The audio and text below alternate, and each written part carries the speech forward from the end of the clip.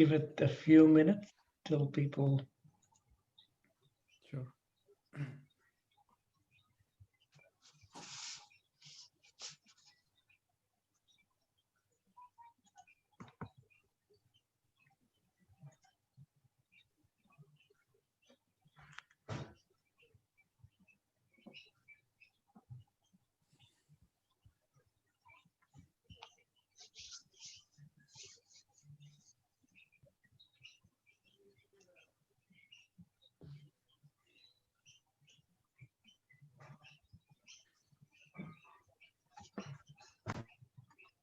We'll give it maybe 3 or 4 minutes, and then we will start it off, inshallah.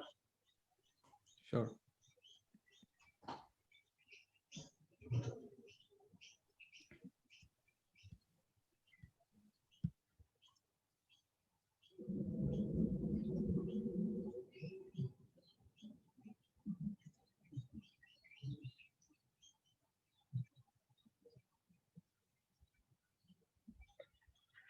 Then we're getting some rain and thunder in the southeastern suburbs of Melbourne.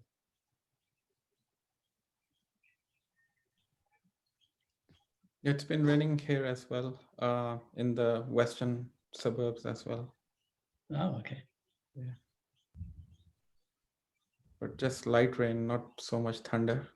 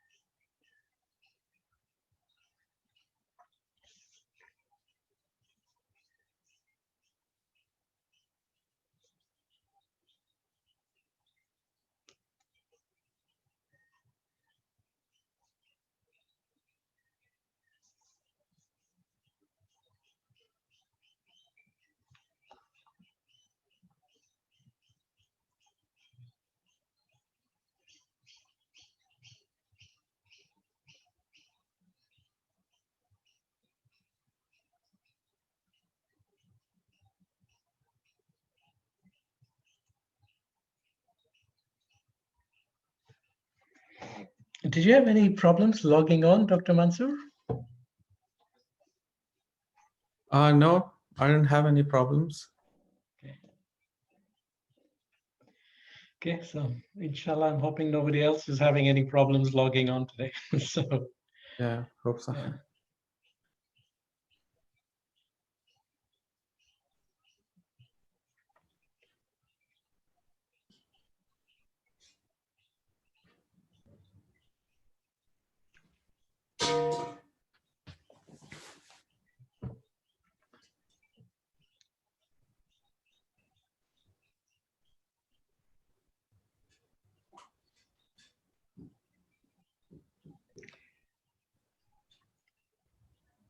Okay, I think we'll get it going, and inshallah the others can join in as we go. And I think we are now live streaming as well. So salam alaikum to all of you, and I welcome our speakers and also our attendees.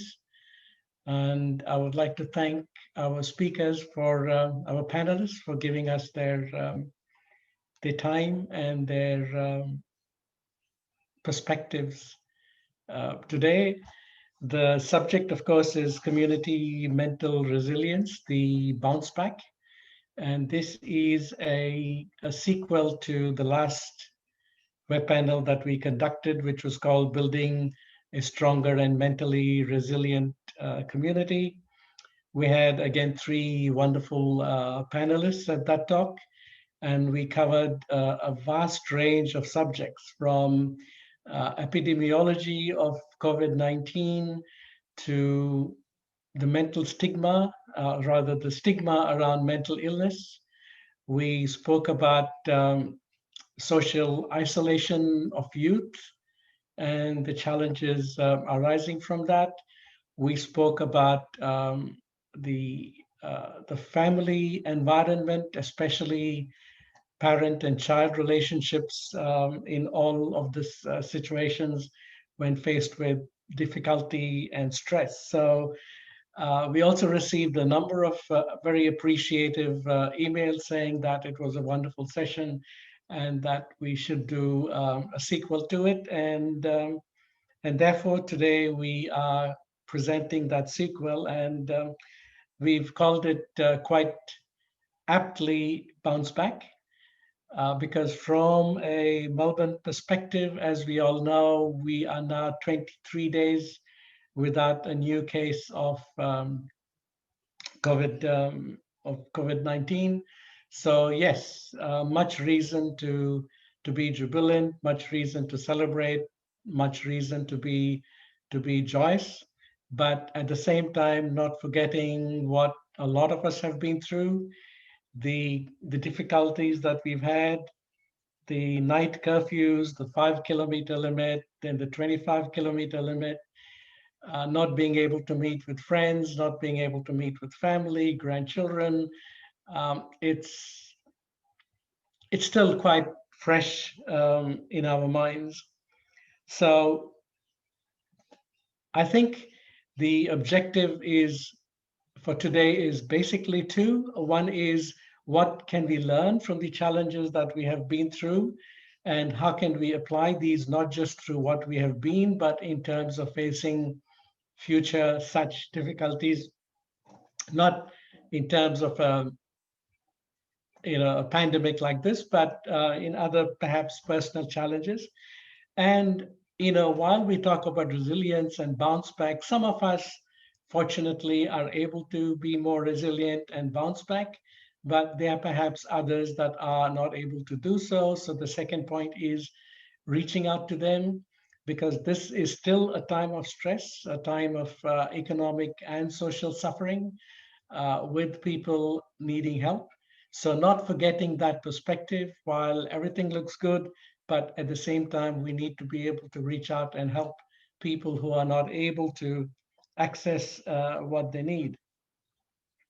So, so just going back to the subject about resilience, resilience is not just about going through life on a breeze or just by skating by all of the challenges, but rather it is about experiencing the negative, difficult, and distressing events that life throws at you, and yet staying on task, staying optimistic, and staying high functioning. In fact, developing resilience basically requires a level of emotional distress, because if we never run into disappointment in the first place, then we would never learn how to deal with it. Some of us are more resilient than others, but we have all been knocked down, defeated, and despondent at some time in our lives. However, we kept on going, and here we are today, stronger and more experienced.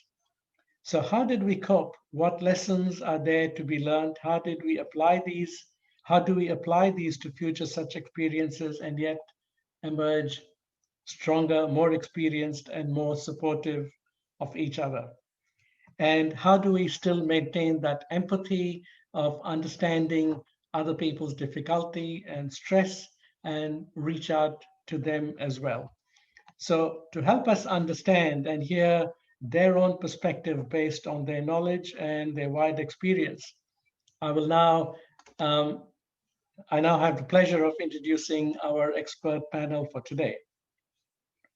Dr. Usman Mansoor is a consultant psychiatrist. He holds a master's degree in psychiatry from the University of Melbourne and a master's of public health from the University of Sydney. Dr. Mansoor works with adolescents and adults who are experiencing mood disorders and other mental health conditions and are seeking help to improve their quality of life, which is very, very important. His main areas of expertise are around treating bipolar disorder, eating disorders, obsessive compulsive disorders, adult ADHD, post-traumatic stress disorder, and psychosis. And he has experience working with both the rural as well as the metropolitan communities. Dr. Mansoor's therapeutic style is to provide a holistic approach and work with his clients to combine biological, psychological, and social intervention. He uses a range of counseling techniques and pharmacotherapy wherever appropriate. So, welcome and thank you, Dr. Mansoor. Sister Razia Fanan. Razia is entering her final year of a Bachelor of Media and Communication at Swinburne University. She is currently working as a communications officer at the Bushfire and Natural Hazards Cooperative Research Center. Razia chairs the Youth Dawa subcommittee at the Board of Imams and has been involved in the Swinburne Islamic Society. She is passionate about increasing and emphasizing Muslim representation in Western media and aspires to be a digital journalist for the ABC. Thank you once again, Razia, and we are really pleased that you have been able to join us and give us a more youthful perspective to us, uncle and aunties, if I can use that term. Dr. Mariam Hussain is a graduate from Osmania University in Hyderabad. Dr. Hussain has been working in Australia since her arrival here in 1973, and Dr. Mariam has worked in mental health psychiatric hospitals as well as in community mental health from 1975 to 2003. Since 2003, Dr. Hussain is practicing as a GP specialist in mental health. So a very experienced, very specialized panel indeed. And I again thank you all for agreeing to be with us today. My first question is to Dr. Hussain. The Australian Institute of Family Studies put out a paper in 2016, which amongst other things encourages practitioners to understand recovery in a family context, particularly with a focus on strengthening parent-child relationships and supporting families to identify what recovery means to them. With your tremendous experience, Dr. Hussain, what would you say about recovery that occurs in a family context, please? Thanks for having me. And shall I start with praising Allah subhanahu wa ta'ala and salatu salam at Rasulullah sallallahu alaihi wasallam. Yes, the bouncing back phenomenon or the resilience is very much depends upon the person's ability. There is resilience, which is defined as one's ability to recover and adapt to the life's challenging situations. Some people seem to quickly bounce back from personal failure and setbacks, while others find it very difficult. People who lack this ability feel the emotional pain, feel helpless, turn to maladaptive methods of self-medication and substance abuse. I think it's a dilemma, I'm not sure, but very often it is discussed as whether it is a learned phenomenon or it needs to be learned. In my opinion, I think it is both. An individual's previous experiences and how the person have dealt with it has very much to do with the next course of their life and the development of the personality. This is the reason that we need to be more thoughtful of children and young adults who don't have much life experiences. It is a quality that can be learned through practices, discipline, and hard work. It needs flexibility and strength. It is the ability to stay strong in the face of adversity, to keep your focus and determination. It needs positive approach to take what comes as a challenge and an opportunity rather than as a threat and make negative conclusions. Optimistic approach is better than pessimistic approach. In situation with the family, I think this COVID situation had given various examples of how the parents dealt with their children, what sort of explanations they have given to their children. And especially with the homeschooling at those times, there were various challenges to various parents. A mother of a 5-year-old who just started prep told me when she was in kinder, she loved going to kinder. She was looking forward to go to school. But since the school started, it was only for a very short while. And then there was Zoom, and she hated that. She hated that. And this is a child that's very outgoing, very, her vocabulary is very good. And she's a sort of social person who likes playing with other kids and all that.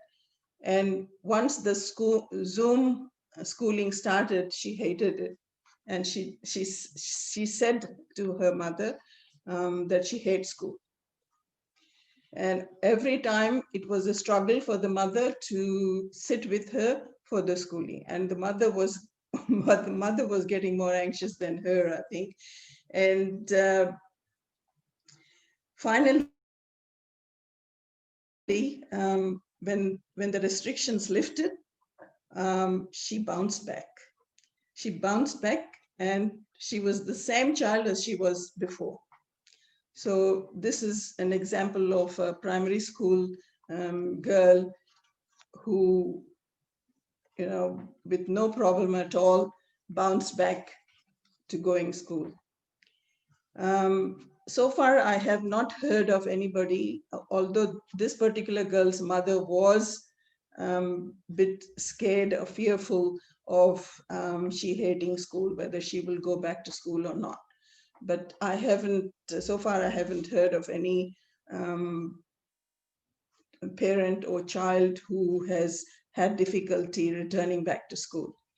I will give another example from one of my patients. I call her patient A. She has been known to me for a long while. An only child to her parents, and she's now 73 years old, lives with her husband, came to Australia at the age of 4, and in 1956 on a ship.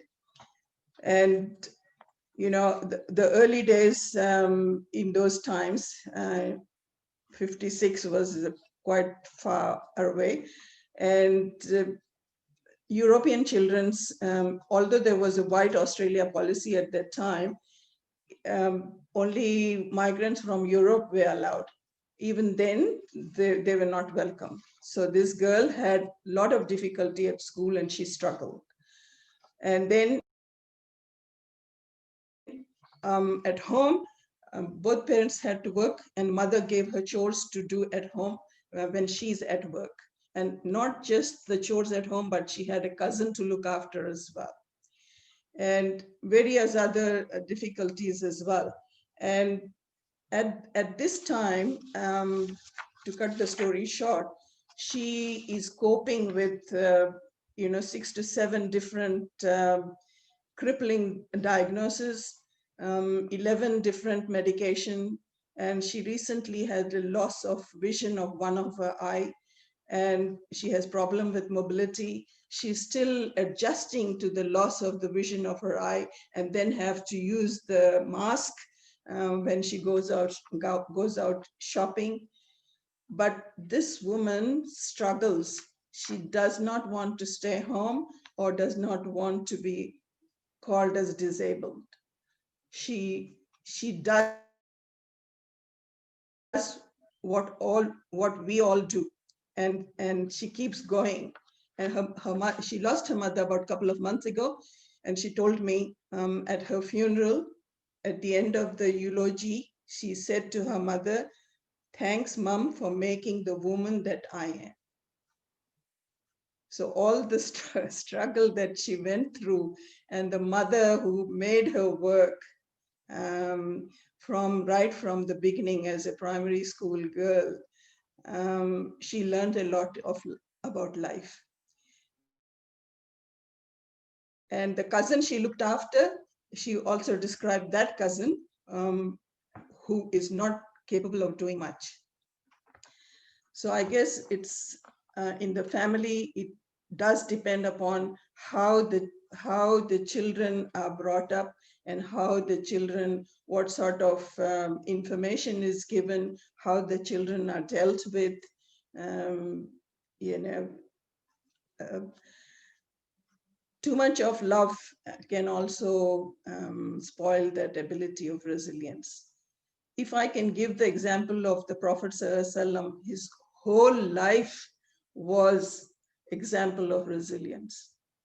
Losing his father before he was born, then losing his mother while he was still a child, and then grandfather, and so many difficulties that he went through.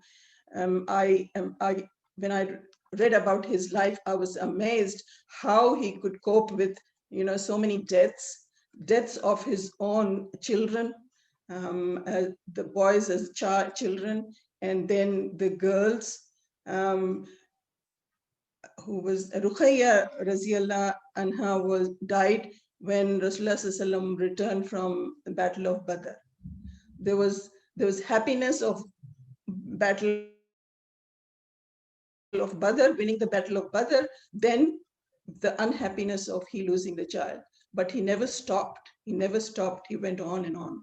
This is something we need to learn. I'll stop here.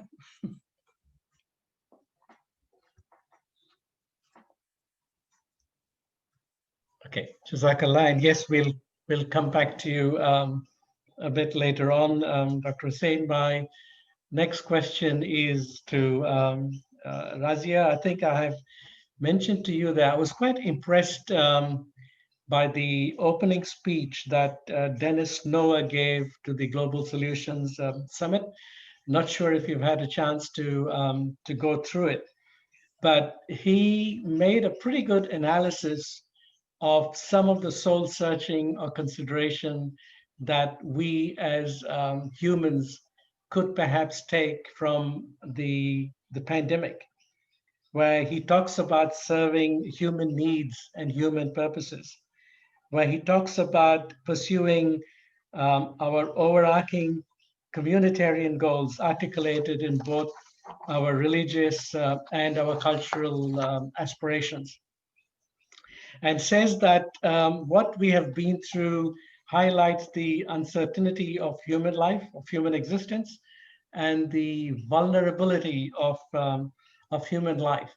Now, in light of all of these things, particularly looking broadly at the environment, at everything else that's happening around us, and given your own work with the bushfire and natural hazards, I'm wondering if you could give us some perspectives from your point of view on some of the things that he has been talking about. Jazakallah khair. That's a very interesting question. And I think, firstly, there's one main question that arises from all of this, and that is the question of whether individual struggles are more or less important than the problems we face as a collective community. And in my opinion, I don't think that one is more important than the other. I think they both work in tandem alongside each other. You know, it's the age-old concept of the individual versus society, which is a complex concept. On one hand, you could argue that worrying about a single person is selfish when there are wider community problems that affect us all. But on the other hand, one could argue that the issues faced by youth make up a huge portion of society and therefore of societal struggles, and so should be addressed. And ultimately, I think it comes down to, in order for society to function and thrive and achieve all those communitarian goals, every member of society, every demographic, regardless of, you know, age or culture or religion, needs to be heard and supported and acknowledged in their individual struggles. Because I think by focusing on individuals, we can fulfill the needs and purposes of society as a whole. And, you know, particularly in the COVID era, where families are being kept apart and schools and unis closed, work moved online to working from home. And in stage 4 lockdown, there was no sense of community or belonging like there usually is. And I think in those kind of circumstances, it's very easy for youth not to feel supported. And it's really easy for them to keep those struggles hidden and to yourself, especially when those struggles have to do with feeling isolated. And then when we're told that our problems are not important, it just makes you want to hide them all the more, which can have extremely negative psychological impacts, as Dr. Mariam was saying. And so it's extremely important, I think, to normalize talking about issues at an individual level so that we can come together collectively to figure out how we can help. And I think in the context of wider societal struggles, youth issues make up a huge proportion of that. And at the end of the day, the future of society is the youth. So if we are not supported and encouraged and heard now, then what will become of the leaders of tomorrow? Brushing individual needs under the metaphorical rug of community spirit is quite honestly hypocritical and counterintuitive. The 2020 Global Solutions Summit that you mentioned was for exactly that. It was for global solutions. So for those who aren't familiar, in his closing address, Dennis Snower emphasized the global challenge of COVID-19. He spoke of global problems and setting global goals to guide our global learning processes to create resilience in these rapidly changing times. And all of that is completely valid. As a global challenge, COVID-19 requires global collaborations. And as Snower said, self-interest and autonomy alone cannot solve the growing international problems of inequality, resource depletion, biodiversity loss, climate change, and financial instability. But what then about the 2020 high school graduates who haven't been able to enjoy their final year of school, or the numerous university graduates who haven't been able to secure a job because of all the job cuts, or the young people in the workforce who were cut from their jobs because their companies could only afford to keep the older, more experienced employees? What about the international students stuck in a foreign country, with no outlook on when they can return home, and the young people living on their own for the first time, completely cut off from everyone they know and love? Are their problems suddenly minimized and pushed aside just because there are bigger global challenges we need to face? Of course not. Our struggles are still real and valid and should be recognized. And if we're talking about serving human needs and purposes, as Dennis Snower mentioned, does that suddenly not include the actual humans who make up larger societies and communities and countries? That's like saying if I have a twisted ankle, my pain isn't valid because my bigger, stronger, more important neighbor has a broken arm. That fact doesn't decrease my pain. It's still there and it's still valid, even if it's seemingly insignificant in the grand scheme of things. And and the Prophet, peace be upon him, said that the believers are like one body. When one limb suffers, the whole body responds to it with fever. And this shows us that community spirit is affected by individual struggle. Everyone's issues are valid and should be acknowledged, even if in comparison to the world struggles, it seems unimportant. International community and the natural world have been greatly impacted by the COVID-19 storm that has hit us all. There are massive global problems that need addressing and that need solutions. But at the end of the day, how can we expect to find solutions for the rest of the world if we can't even fix the problems in our own neighborhoods? Change begins and ends with individual people. If one person misses a step, then the whole marching band halts. If we can't keep our own homes together, how are we to go and build and maintain new ones? And if one small group of people is left unheard and unattended, then what hope is there for the rest of the world? That's it for me. Mashallah. I cannot disagree with anything that you have said. And I think that's part of the ongoing process, that we really need to fix our own backyard before we start going around trying to tell other people what to do. And inshallah, I hope that as a community, we will be able to come together stronger and better because of this, and work with each other in delivering some of the things that you have just spoken about, Razia. So thank you very much for that. And of course, I will come back to you with a supplementary question. Dr. Usman, coming to you now. Timothy Vaughan from the University of Sydney, writing in the Australian and New Zealand Journal of Psychiatry says that recovery is about a focus on resilience and wellness, not a fixation with risk and illness. And he also talks about shifting away from pathology and dysfunction into skills, attributes, and optimal functioning. What would you have to say about that, Doctor? Thank you, Mr. Shabir. Timothy talks about the recovery model in this article, which is a shift away from our traditional biological model or biomedical model. And I'll just talk a little bit about, give a brief overview about the recovery in the mental health context, because most of the mental illnesses are long-standing, chronic, and disabling. So we talk about functional recovery instead of clinical recovery.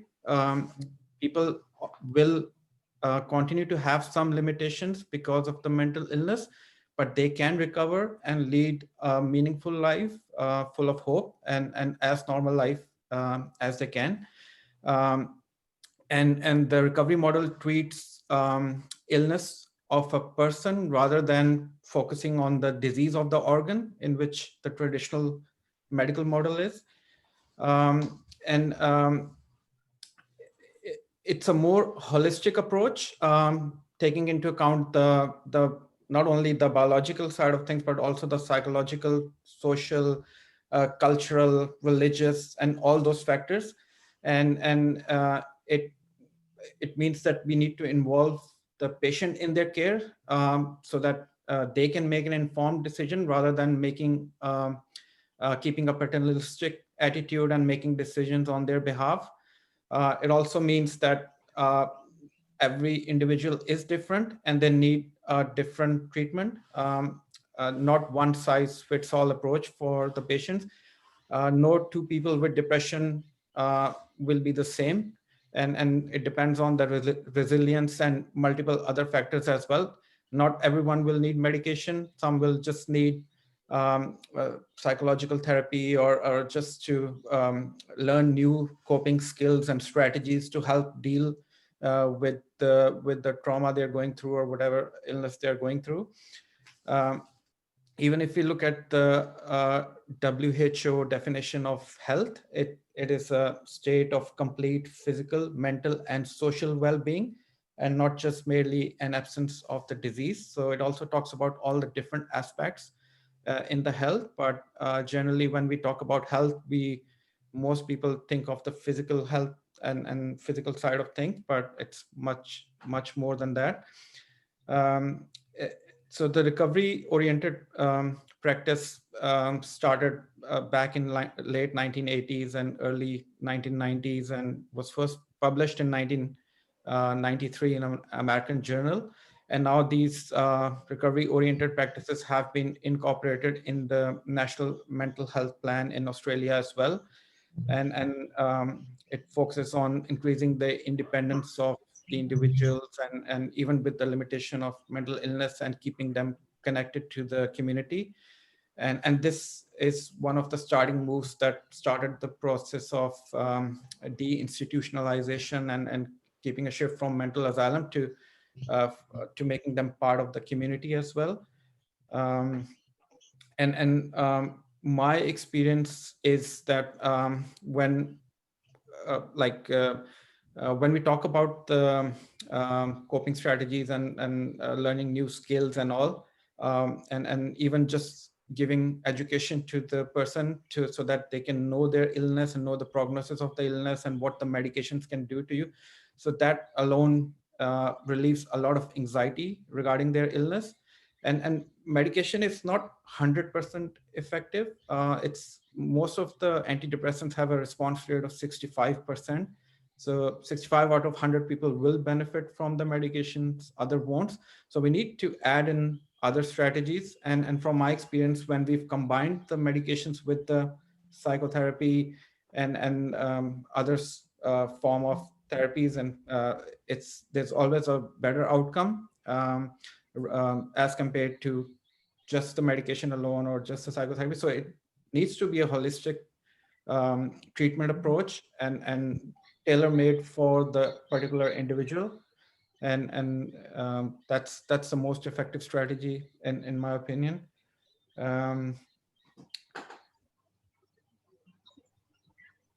And also in terms of building resilience, like every person, like other my colleagues talked about, is different, and some people are more resilient than the others.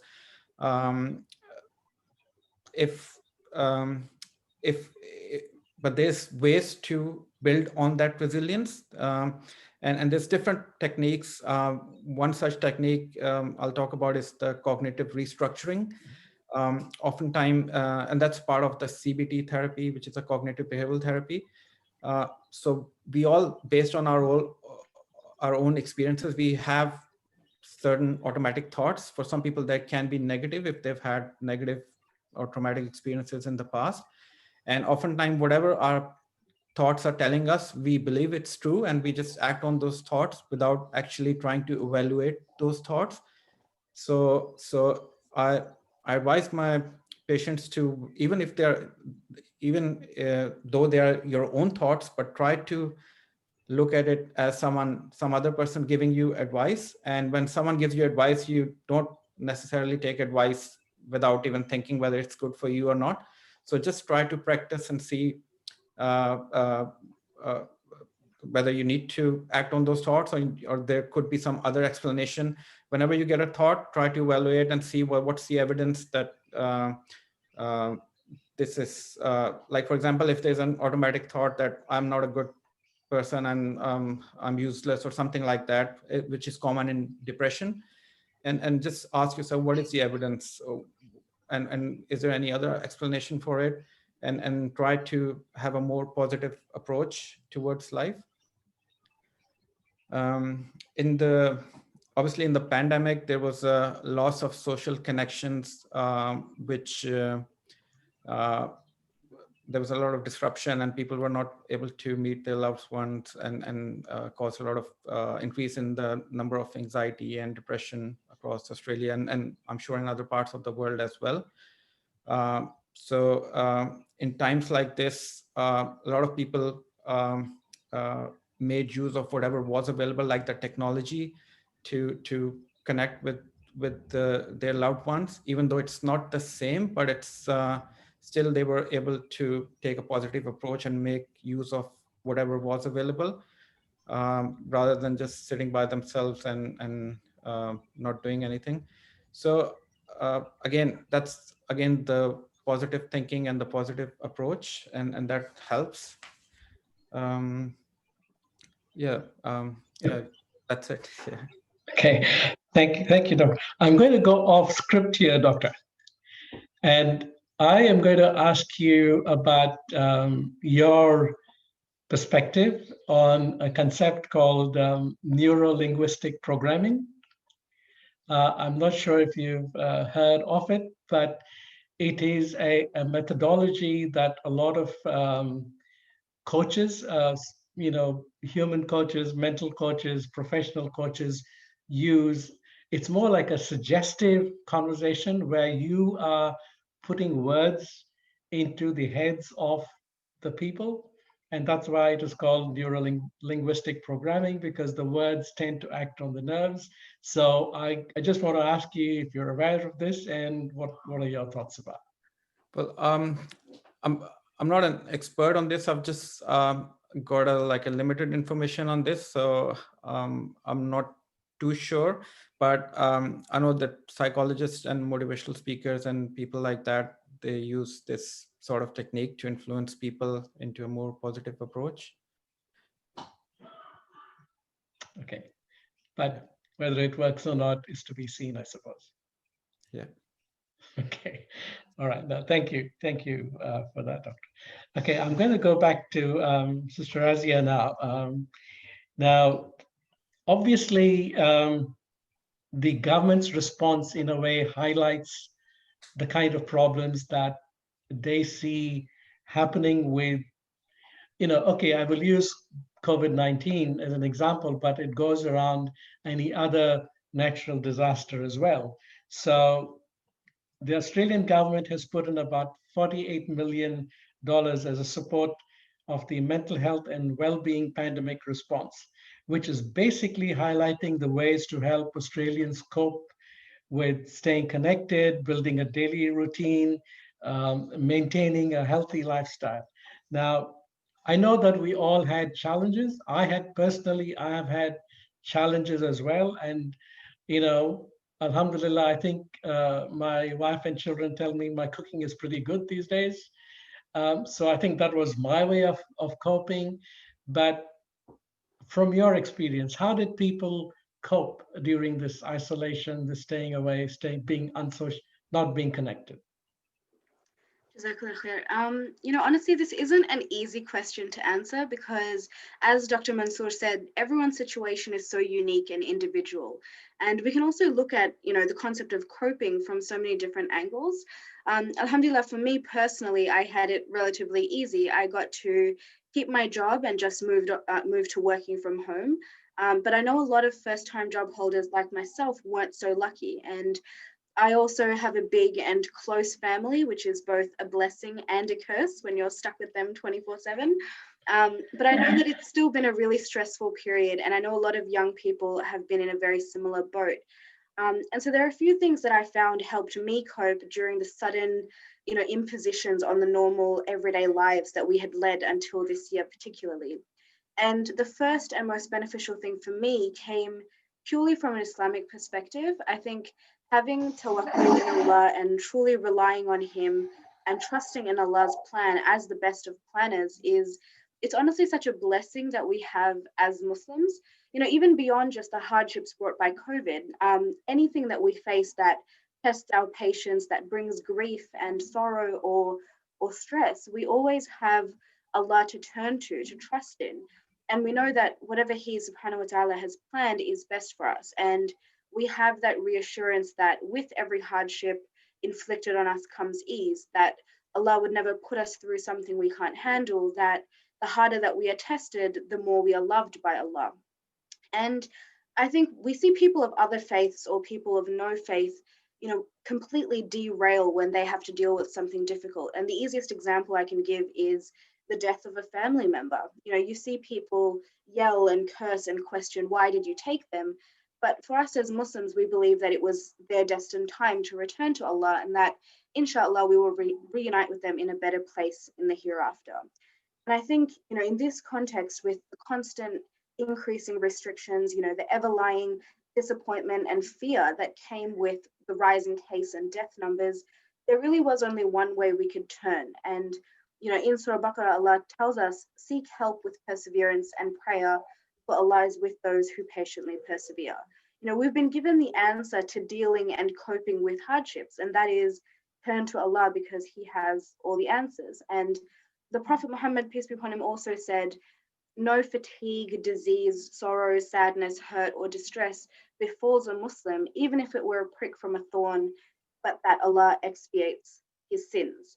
And, it has been a hard and scary year, but I think it's a constant reassurance that if we remain patient in the face of adversity, Allah will not only bring the cure, but will also reward us and forgive us for persevering. And I don't know about anybody else, but I found lockdown amazing. With the lack of distractions and the sudden abundance of time that I was given, I found myself focusing on my Iman, educating myself, watching those lectures that I had saved to watch later, but never found the time to actually go back to. I spent more time on my prayers, and during Ramadan, I could stay up late in worship. And I think my Iman has never felt so rejuvenated and strong, alhamdulillah. And I think lockdown and the difficulty of this year has truly played a hand in that. So yes, it's been a hard and frustrating year, but we should also try and see the benefits that came out of it. But in saying that, of course, we do have to recognize that an increase in spiritual awareness is not a cure as such for mental illnesses. It's become increasingly common for young Muslims to be told that the reason that they're anxious or depressed is because their Iman is not strong enough, that they're not praying properly, or they're not being grateful for the blessings that Allah has given them. And this really isn't the right way to tackle psychological illnesses. When you're struggling with something internally and you gather up the courage to talk to someone about it, but then you're just told that you're not being grateful or that you just need to pray more, it's completely disheartening, and it's not the right tactic at all. And I think it's important for young people to know that their problems are valid and heard. And we need to find ways to cope and deal with our challenges by finding professionals who are also strong in their deen to talk to, who can guide us the right way. I think another thing is having a really good circle of friends that you can talk to, and keeping up strong family relations so that you always have a good support system. I think it's super important to feel connected and supported that way. I know this year has been exceptionally difficult for some people while in lockdown, but alhamdulillah, with the tech age, it's far easier to get in touch with people virtually when you can't physically meet anyone anymore. And I think knowing that others are experiencing similar emotions and worries to you can also make you feel less isolated in your struggle. And honestly, this is my last point, but putting yourself out there as best as you can, given the circumstances, is really helpful. If it's joining online halakas or your university's online clubs, and staying connected as best as you can, even when you think it's impossible. We're all on our individual journeys to find ourselves as Australian Muslims and find our place in society, especially when that community feel has been so separate and scattered. But the beautiful thing is we're all in the same boat. So if we took the initiative to gather together in the ways that we can and build our own support groups and networks and fill in the gaps that we don't have, we can create amazing outcomes. And as I said earlier, the youth is the future. We don't need adults to prompt us into action. And I think if there's one thing we can learn from lockdown, it's that if we don't have the solutions right now, if we think that there is something wrong with our community, let's stop waiting around for solution and let's be the solution. 100%. Alhamdulillah. Alhamdulillah. Yes, and I'm glad that most of us have been fortunate in having our communities, our families, and our circle of friends. So I hope that everybody else also has access to that, inshallah. Which leads me directly into my next question to Dr. Mariam Hussain. Again, usually they say that resilient people spend their time and energy focusing on situations and events that they have control over, because they put their efforts where they can have the most impact and they can feel empowered and confident. Now, part of this building of the resilience is like what Razia has just mentioned, faith and hope, Dr. Mariam. So what role would you say the spiritual quotient as opposed to EQ or IQ, what does the SQ have to play in the bounce back process?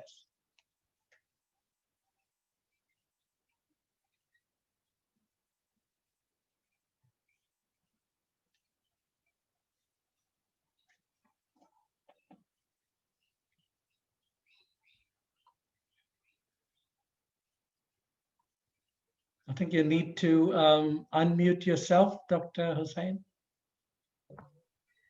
Thank you. Sorry. In America, Muslim scientists tested about 1,200 practicing Muslims during the COVID by asking questions about their view regarding the COVID situation. And quarter of the sample had no idea.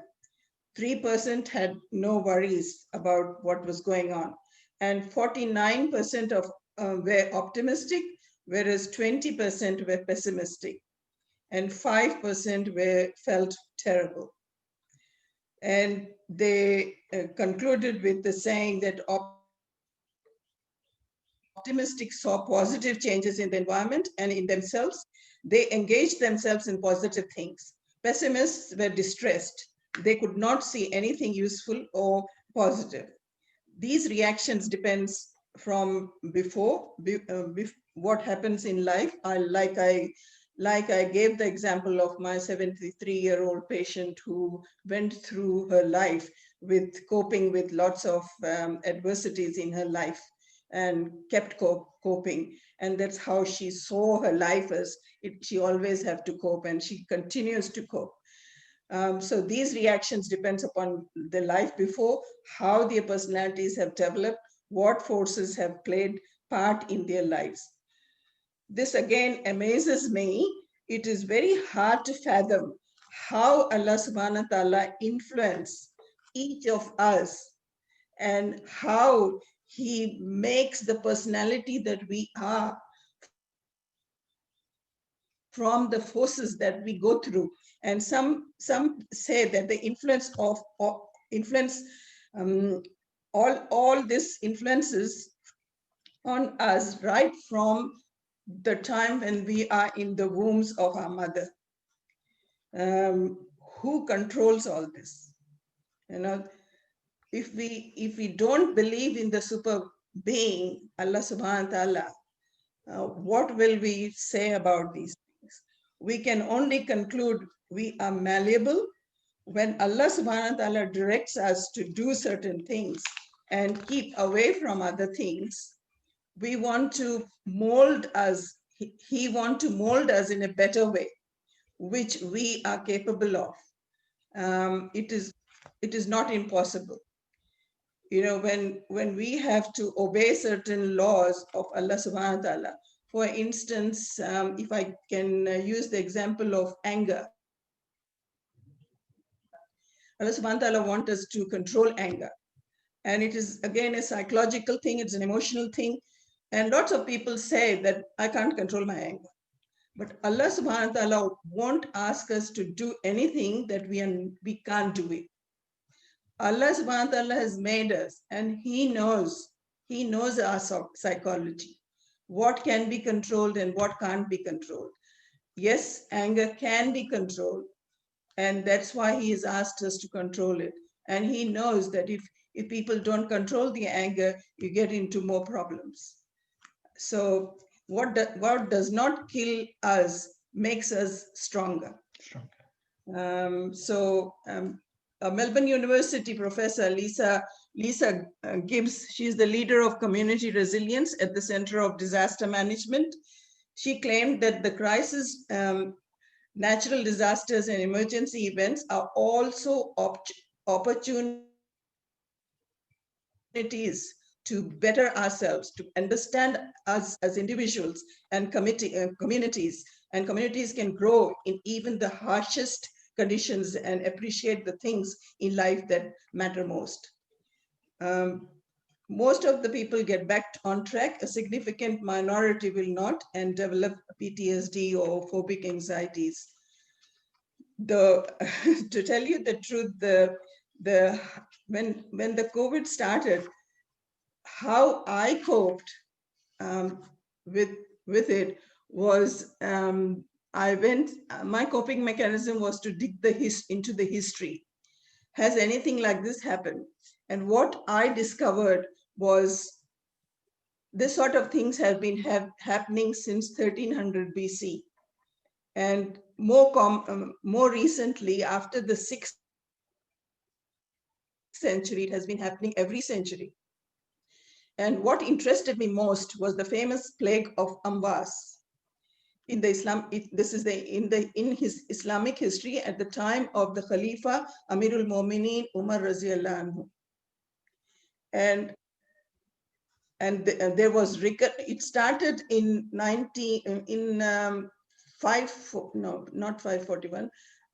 600 something, but it went on till 688 to 689, and then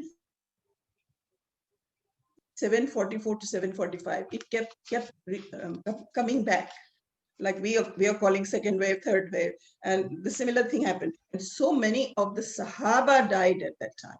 So many of the Sahaba died, and particularly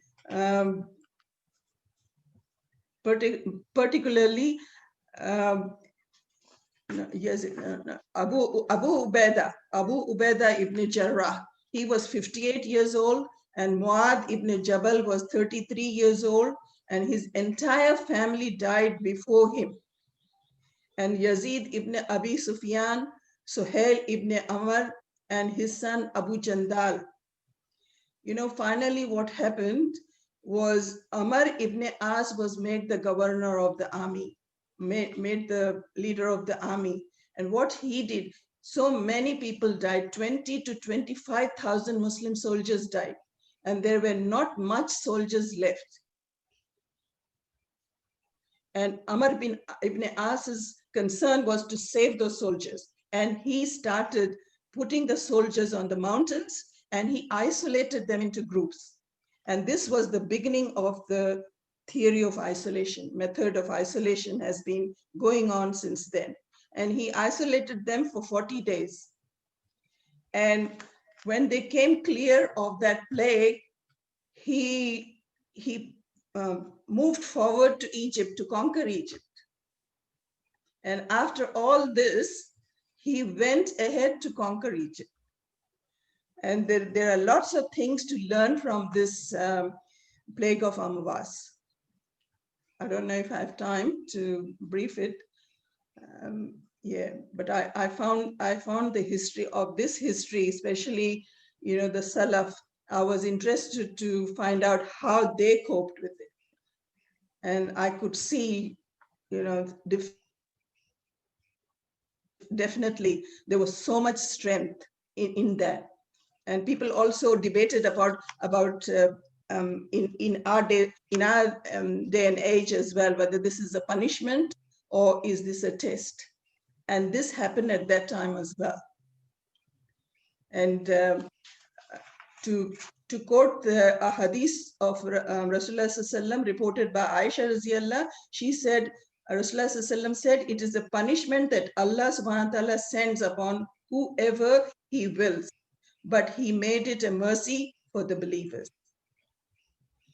And servants who remain in a land afflicted by plague, being patient and hoping for reward from Allah Subhanahu wa Ta'ala, knowing that nothing will befall him except that Allah wills, will receive a reward of martyr.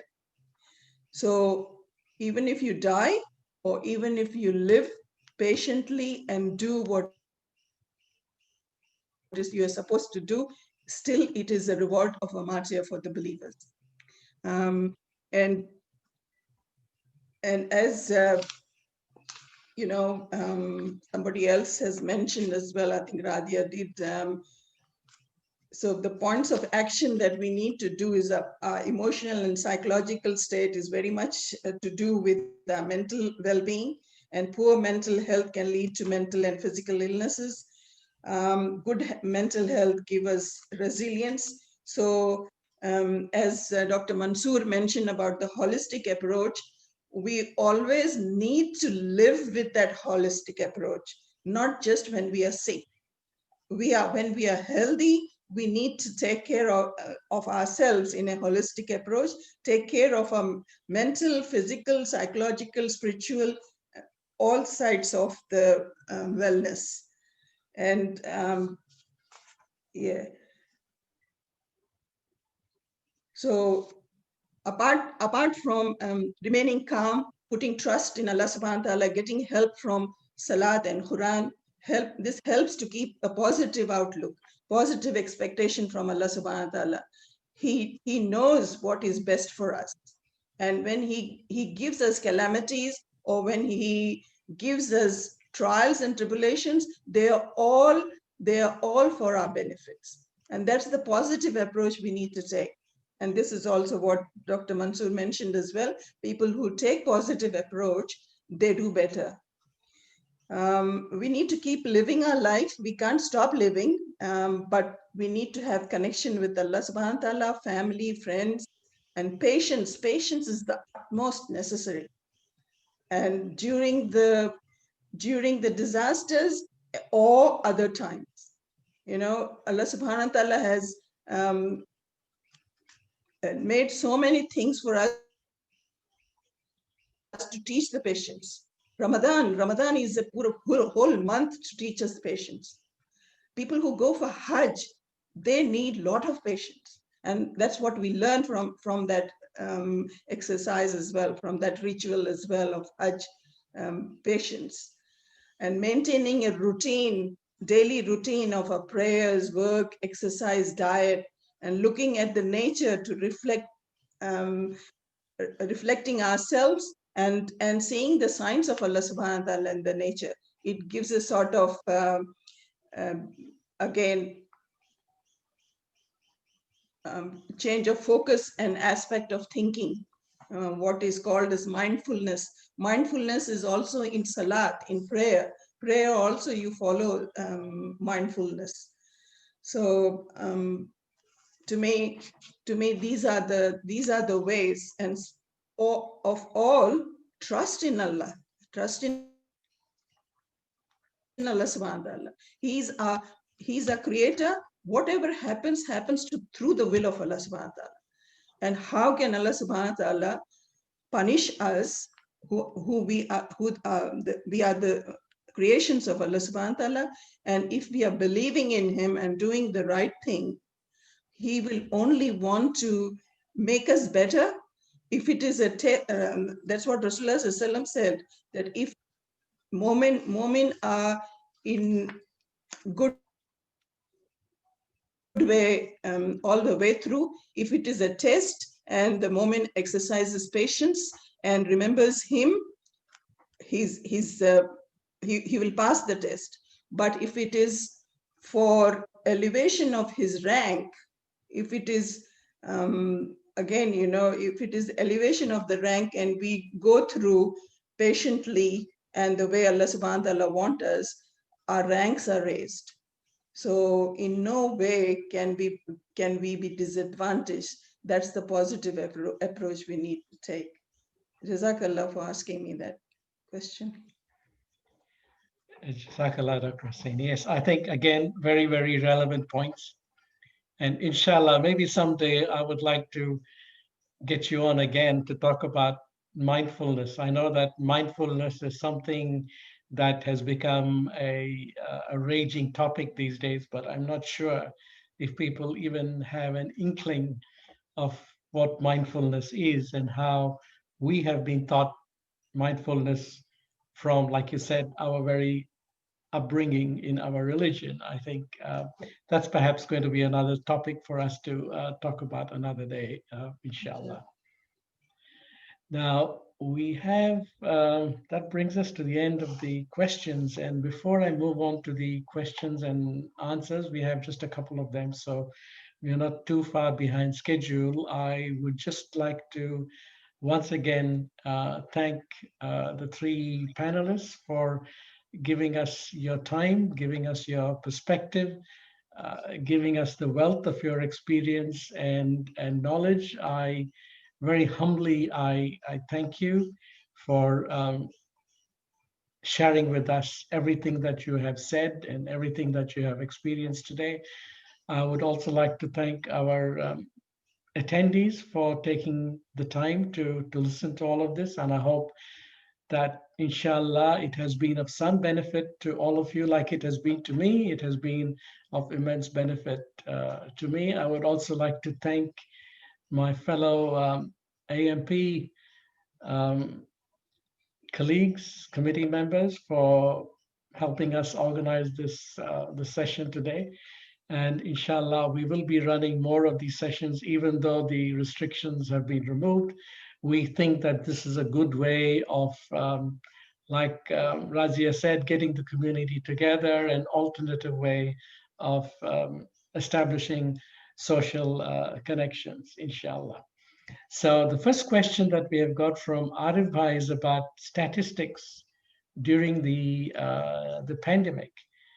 May I ask Dr. Hussain, as a general, as a GP, about mental health? Have you any statistics about mental depression, anxiety, suicide?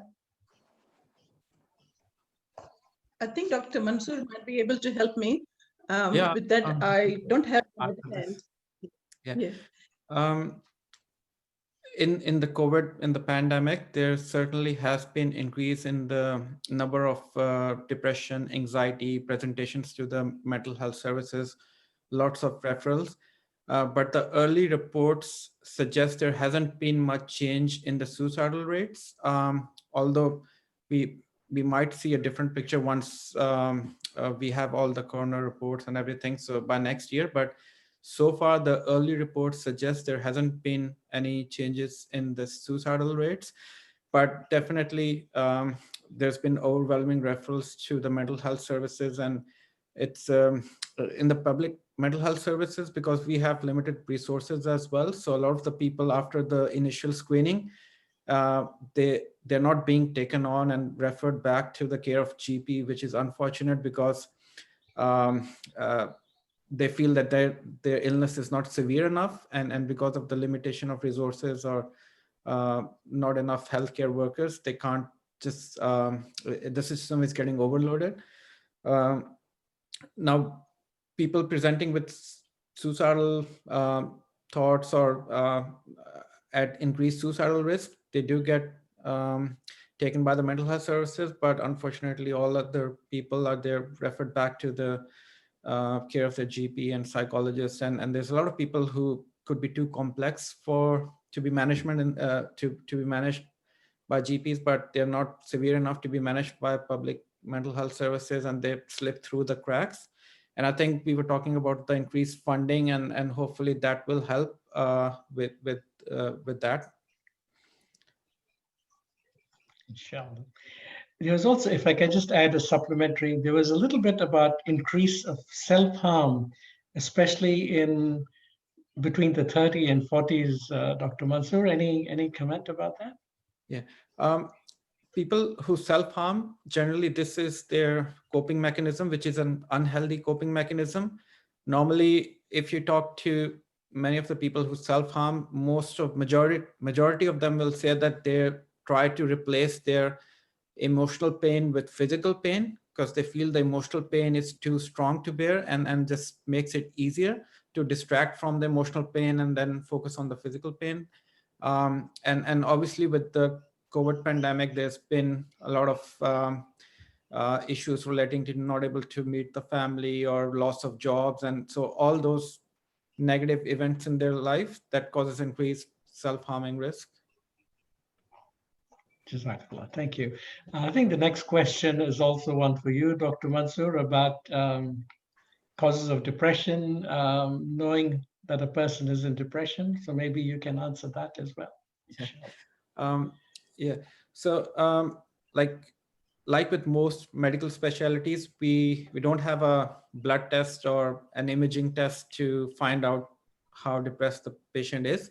So it depends on a lot on what the patient tell us as well, but also subjectively from our experience, because we've seen so many depressed and severely depressed people throughout our career, and we can also do an assessment based on what we think, and also based on the history what the patient tells us.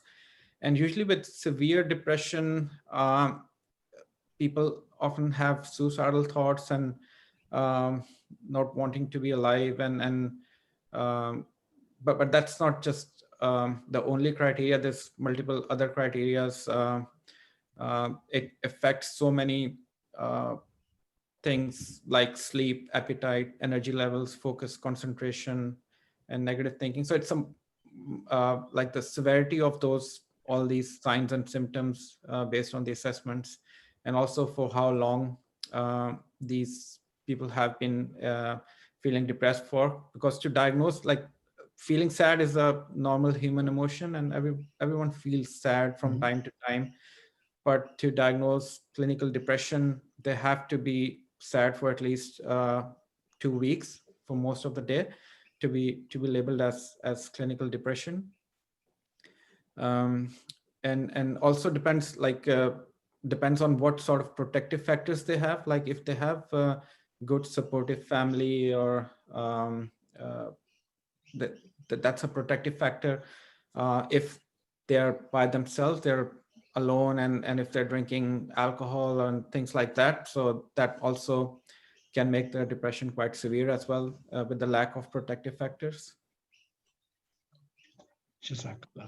So if there is even a remote suspicion of behavior pointing towards depression, Dr. Mansoor, the first point of call would be the GP, just to go and meet the GP and have a chat with the GP. Is that correct? Yep. The first point of call is always the GP. We do have like a CAT team, which is a crisis and assessment team. If after hours or they are basically available 24/7, and there's other helplines as well they can contact if they're severely suicidal. That's the emergency services. But normally for depression, anxiety, any mental illness, the first point of contact is always the GP, and often they are treated by their GPs, and unless there hasn't been any improvement in their symptoms, or if they're too complex or too high risk, the GPs refer them to the public mental health services or private psychologists, depending on the needs. Jazakallah. Thank you. I can add on to that. Sure, yes. Yeah, most of the patients that come to general practice, the first call to us, they are sort of mild to moderate depression, and which are treated with most of the time with counseling. Some of the GPs are trained to do counseling as well, and they do the counseling themselves. Others refer them to the counseling GPs or to the psychologists. And if they are a bit more to moderate depression, again, it depends upon the assessment whether pharmacological therapy is needed or not. And again, in our community,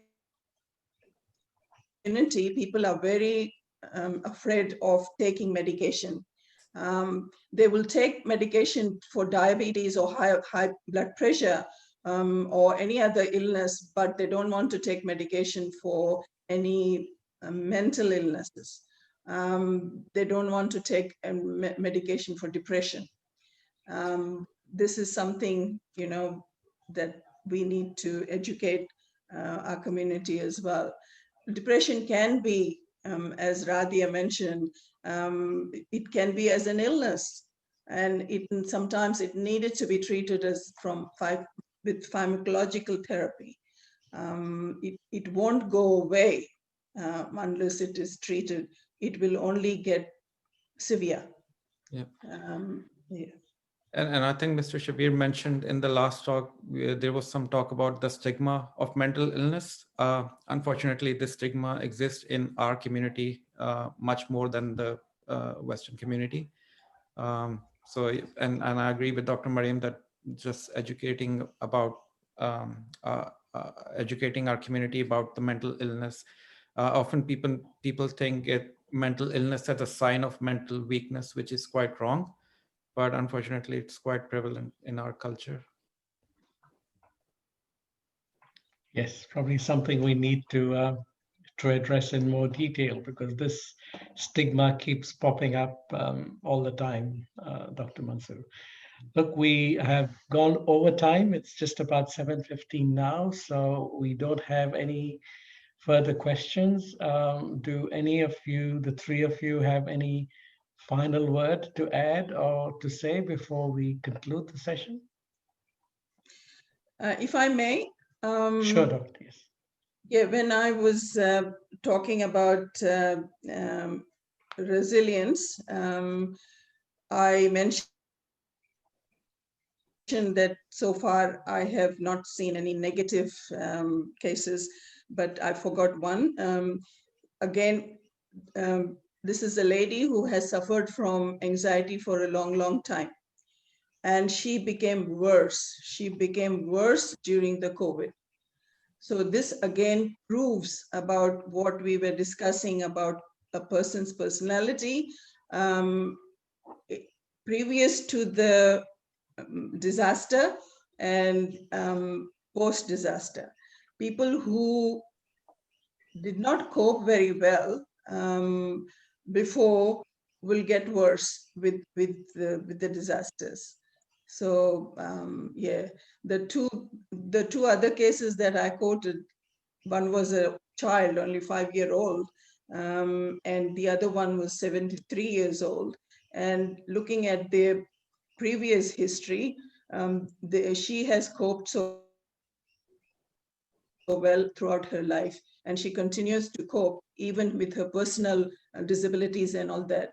So many people in that age group, you will find them in an old age home, but this woman is living independently and looking after herself and her husband, doing all the housework, cooking, all that. So not many 73-year-olds will do that. But this other lady who has suffered from anxiety from teenage years, she's, I think, about 45, 50 years old, and she became worse, and had to be referred to a psychologist, and she's on anti-anxiolytics as well. So yeah, so I just wanted to show that as well. Thank you, Jazakallah. You know, I think it's almost like a self-fulfilling prophecy that the people who build the skills to be resilient, either through faith, to prayer, through all of that, will continue to, to meet difficulties and come up stronger. Whereas perhaps those that do not have the proper skills will almost continuously not be able to cope. I know that's a very, very broad statement, and we've run out of time. I would, love to have another discussion on that. That equipping people with the skills to be resilient is another factor all by itself. Yeah. Thanks. Jazakallah khair. Thank you all. And once again, my great appreciation from all of us at AMP Australia, at AMP Global. Thank you for being a part of this. Jazakallah for your time. And Brother Shoaib, do you have anything to say before we conclude this? No, that's pretty much it. So thank you so much for everyone, and for everyone who has attended. But we've also got this session on YouTube streaming right now, but we will get that one uploaded as well soon, if anyone wants to watch it later stage, inshallah. Thanks for having me. I thoroughly enjoyed. I'm sure the other guests did the same. Thank you, everyone. Jazakallah khair, everyone. Jazakallah khair. Thank you. And inshallah, we shall be in touch again. Assalamu alaikum. Thank you. Salam. Allah Hafiz.